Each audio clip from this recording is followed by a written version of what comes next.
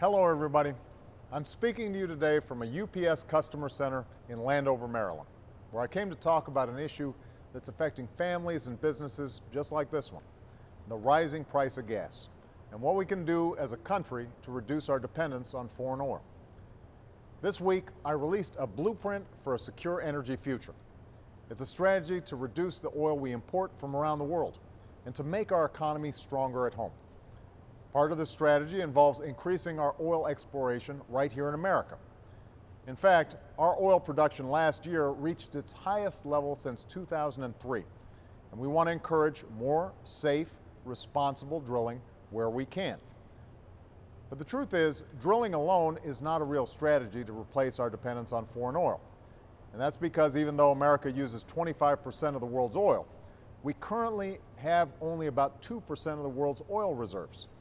Even if we used every last drop of all the oil we have, it wouldn't be enough to meet our long-term energy needs. So real energy security can only come if we find ways to use less oil, if we invest in cleaner fuels and greater efficiency. That's what we've been doing since I took office.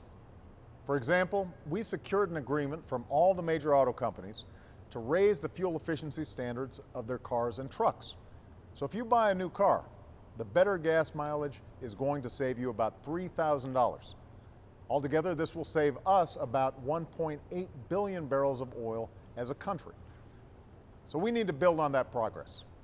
As we make our cars and trucks more efficient, we've got to harness new technologies to fuel our vehicles with everything from biofuels to natural gas to advanced batteries. And the good news is, these technologies aren't science fiction anymore. They exist today. Already, American car companies are producing electric vehicles that use little or no gas. And innovators across America are testing new products that hold incredible promise, not just for new vehicles, but for countless new jobs.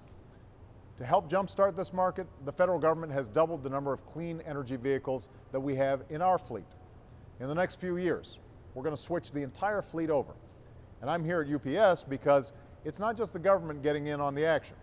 Companies like UPS, FedEx, AT&T, Verizon, and PepsiCo, firms with some of the largest fleets in the country, are switching to more efficient vehicles. And through our Clean Fleets Partnership, driven not by government but by business, more companies are going to be switching to electric and alternative vehicles too. Not out of the goodness of their hearts, but because it's good for their bottom lines. The goal is simple.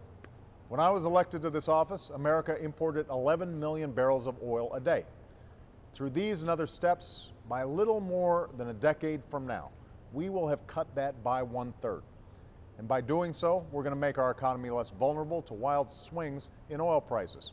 We're going to use cleaner sources of energy that don't imperil our climate. And we're going to spark new products and businesses all over the country by tapping America's greatest renewable resource, our ingenuity. We know how important this is. This week, we learned that the economy added 230,000 private sector jobs last month. That makes 1.8 million private sector jobs created in the last 13 months. That's a good sign. But we have to keep up the momentum, and transitioning to a clean energy economy will help us do that. It will ensure that the United States of America is the home of the jobs and industries of tomorrow. That's how we'll win the future. That's how we'll leave our children an America that's more secure and more prosperous than before. Thanks, and have a great weekend.